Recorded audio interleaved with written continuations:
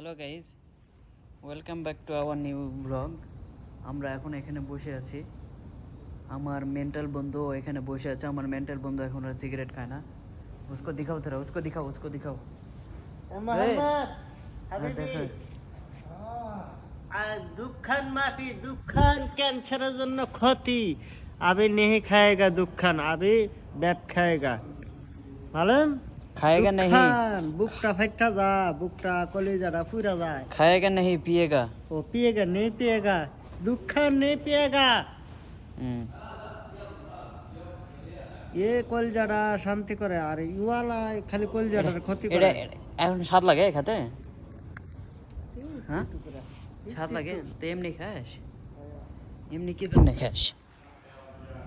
এ সিগারেটের ফেরাটা কমবো কয়টা সিগারেট খাসিন এটা নেওয়ার পর? এই শালা ধোয়া আবার ভিতরে নেওয়া শিখে গেছে।